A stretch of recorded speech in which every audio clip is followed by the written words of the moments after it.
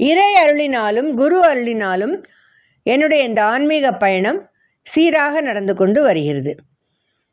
மகர சங்கராந்தி அன்று சுவாமி ஐயப்பன் அவர்களை பற்றி சிந்திக்க சுவாமி ஐயப்பன் அருளால் நமக்கு சில தருணங்கள் கிடைத்ததை பற்றி ரொம்ப நன்றி சொல்லிக்கொண்டு இந்த தொடரை நான் ஆரம்பிக்கிறேன். சுவாமி ஐயப்பன் அப்படின்ன உடனே நமக்கு நிறையா நினைவோட்டங்கள் நிறையா வரும். இருமுடி, விரதம், 18 படி, மகர விளக்கு, ஏசுதாசுடைய பாடல்கள் எல்லாமே நம்ம மனசில் மணி அடிக்கும். அவர் எதுக்காக அவதாரம் எடுத்தார், சபரிமலை கோவில் எப்படி வந்தது அப்படிங்கிறத பற்றி நம்ம சுருக்கமாக இந்த ரெக்கார்டிங்கில் பார்க்கலாம். சுவாமி ஐயப்பனுக்கு ஹரிஹர சுதன் அப்படின்னு கூட இன்னொரு பேர் இருக்குது. அவர் ஹரன் என்று நம்மளால் சொல்லக்கூடிய சிவனுக்கும் ஹரி என்று அறியப்பட்ட விஷ்ணுவுக்கும் பிறந்தவர் தான் ஐயப்பன். விஷ்ணு மோகினி அவதாரம் எடுத்துட்டு வந்ததா புராணங்கள் தெரிஞ்ச எல்லாருக்கும் தெரியும். அதை பற்றி தெரியும். விஷ்ணு மோகினி அவதாரம் எடுத்து வந்தபோது சிவனுக்கும் அந்த மோகினி அவதாரத்துக்குமாக ஐயப்ப சுவாமி அவதரிக்கிறார். அவருக்கு பிறக்கும்போது மணிகண்டன் அப்படின்னு தான் பேர். அவர் எதுக்காக அவதாரம் பண்ணுறார், அவதார நோக்கம் என்னன்னு நம்ம பார்க்கலான்னு சொல்லியிருந்தேன் இல்லையா. இப்போ துர்கா தேவியோட ஒரு பராக்கிரமத்தினால மகிஷாசுரன் அப்படிங்கிற ஒரு அரக்கன் அழிகிறான். அந்த மகிஷாசுரனுக்கு ஒரு தங்க இருக்கா, மகிஷின்னு பேர். இந்த மகிஷிக்கு அவள் அண்ணா இந்த மாதிரி அழிஞ்சு போனதுனால அவள் தன்னுடைய அக்கிரம காரியங்கள்லாம் ஆரம்பிக்கிறாள். தேவலோகத்தில் நிறையா கஷ்டங்களை எல்லாருக்கும் கொடுக்க ஆரம்பிச்சுடுறாள். அந்த சமயத்தில் எல்லாரும் போய் வேண்டிண்டு அவளை அழிக்கிறதுக்காகத்தான் இந்த அவதாரம் ஐயப்பனாக பூமிக்கு அவதாரம் எடுத்து அந்த மகிஷியை சம்ஹாரம் பண்ணுறார். மகிஷி என்ன வரன் வேண்டிக்கிறா அப்படின்னா, அவளை கொல்லணும் அப்படின்னா அந்த கொல்லக்கூடிய நபர் சிவனுக்கும் விஷ்ணுவுக்கும் பிறந்தவனாக இருக்கணும் அப்படிங்கிற மாதிரி அவள் வரன் வாங்கிட்டு இருக்கா. அப்போ அதே மாதிரி பூமிக்கு அவளோட அக்கிரமங்கள் எல்லாம் அழிக்கிறார்.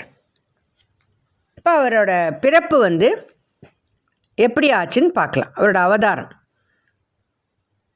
நம்ம ஏற்கனவே பார்த்த மாதிரி விஷ்ணு மோகினி அவதாரத்தில் சிவனுக்கும் மோகினிக்கும் பிறந்த அந்த குழந்தைய பம்பா நதிக்கிட்ட விட்டுட்டு அவள் 2 பேரும் போய்ட்றா. சிவனும் விஷ்ணுவும் போய்ட்றா. அதாவது மோகினி அவதாரத்தில் விஷ்ணுவும் போய்ட்றா. அப்போ அதை கண்டெடுத்தது யார் அப்படின்னு பார்த்தா, ராஜசேகர பாண்டியன் அப்படிங்கிறவனுக்கு சந்தான பேர் இல்லை. அவன் ரொம்ப வருஷமாக வேண்டின்னு இருக்கான் தனக்கு குழந்தை வேணும் அப்படின்னு சொல்லிட்டு. பந்தளம்ங்கிற நாட்டை அவன் ஆண்டுன்னு இருக்கான். ஒரு சமயம் அவன் அந்த பம்பா நதிக்கிட்ட வரும்போது அந்த குழந்தைய கண்டெடுக்கிறான். அப்போ அந்த குழந்தைய கண்டெடுத்து அதை தன்னுடைய வளர்ப்பு குழந்தையாக வளர்க்குறான். இந்த குழந்தை வரவிட்டு அவனுக்கு ஒரு குழந்தை பிறக்கிறது. அந்த குழந்தையோட பேர் ராஜராஜன் அப்படின்னு சொல்லிட்டு பேர். இந்த மணிகண்டன் பேருடைய நம்ம ஐயப்பன் சுவாமி சின்ன வயசுலேயே நிறையா புத்தி கூர்மையாக, ரொம்ப நல்ல புத்தி கூர்மையோடு இருந்தார்.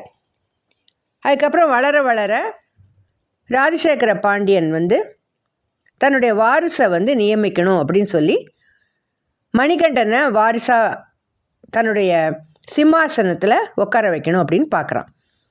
அந்த சமயத்தில் ராஜசேகரோட மனைவியும் அந்த நாட்டில் இருக்கக்கூடிய இன்னொரு திவான் அவர்கள் அதை விரும்புறதில்ல.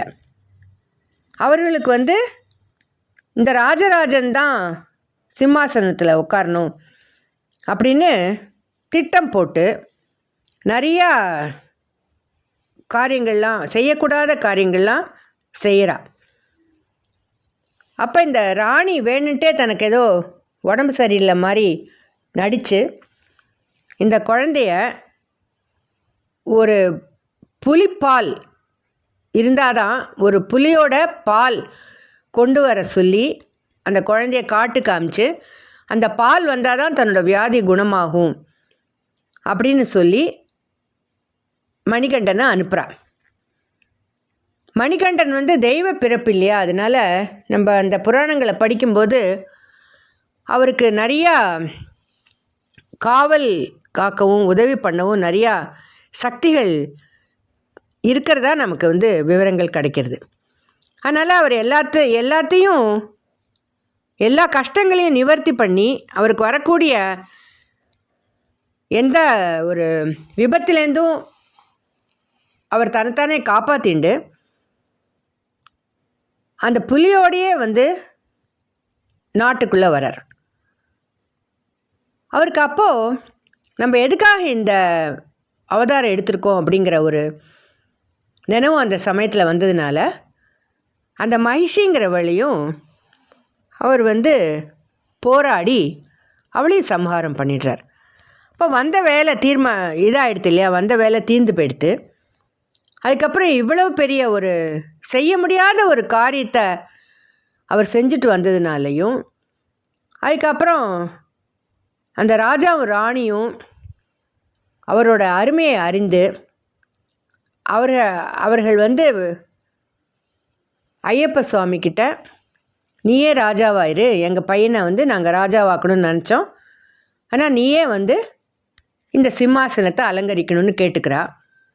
ஆனால் அவர் வந்து இல்லை, எனக்கு சிம்மாசனத்தில் அமரணுங்கிற ஆசை இல்லை அப்படின்னு சொல்கிறதா நமக்கு புராணங்கள் கிடைக்கிறது.